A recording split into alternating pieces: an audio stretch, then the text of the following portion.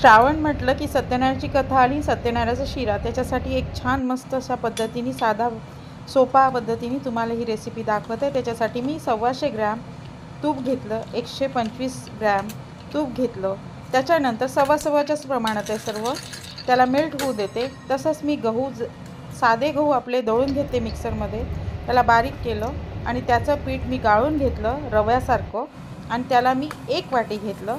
बेसनाचं डाळीचं पीठ जाडसर माझ्याकडे होतं, तुम्ही पाहिजे तर थोडीशी दळून घेऊ शकता, नाही वापरायचं असेल तर 1 चमचा बेसन टाका, म्हणजे ते सव्वाचं प्रमाण होऊन जातं।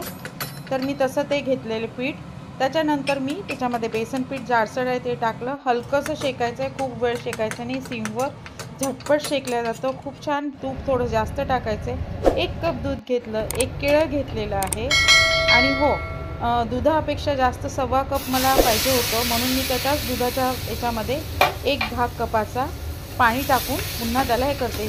मस्त शेकल्या गेलं आहे त्याच्यामध्ये, म्हणून दूध ॲड केलं।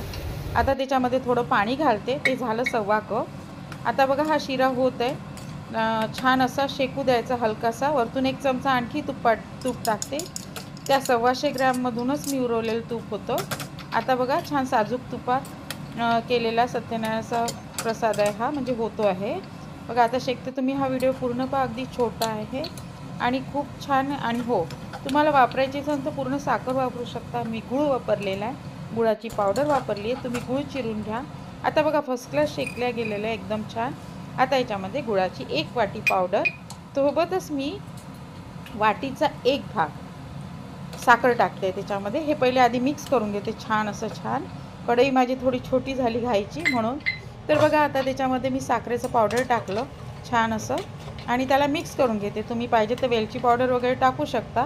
झालं आता हे तयार झालेलं आहे, थोडं स्टीमवर होऊ दिलं मी याला, म्हणजे सिमवर होऊ दिलं, स्टीमवर नाही सिमवर होऊ दिलं। आता मी केळं टाकते कट करून, केळं पण 1.25 टाकायचं आहे, कारण मी 1 केळं याच्यामध्ये ॲड करते, प्रसाद दाखवताना मग थोडा तुकडा त्याच्यावरती ठेवणार, पण आता हे तुम्हाला करून दाखवायचं म्हणून याच्यातच ॲड करते।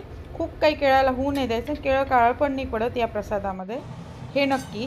तर बघा आता छान होऊ दिलं, परतून घेतलं छान मस्त, बघितलं। आता त्याला थोडा वेळ वाफ येऊ देते, म्हणजे केळाचा फ्लेवर त्याच्या आतमध्ये। थोडे ड्रायफ्रूट सगळे घेतले, त्याला बारीक केले छान, किसणीने किसून घेतले किंवा ड्रायफ्रूट कटरनी कट करून घेतले। तर बघा आता बघा छान तयार झालेला शिरा रेडी आहे अगदी, बघितलं तुम्ही किती छान कलर छान दिसतो, चवीला पण भारी आहे। तर तुम्ही ही रेसिपी नक्की ट्राय करा, कारण आता श्रावण म्हटलं की प्रत्येक घरी सत्यनारायणाची कथा होते आणि सत्यनारायणाचा प्रसाद सर्वच जण बनवतात, थोडी थोडी वेगळी पद्धत आहे, त्यात मी माझी एक पद्धत तुम्हाला दाखवली आहे। बघा रेडी अगदी वाफ येऊन तयार झालेलं आहे, किती छान आहे ना, चवीला भारी आहे, कोणी पण खाऊ शकतं। तर तुम्ही नक्की बनवा आणि मला सांगा ही रेसिपी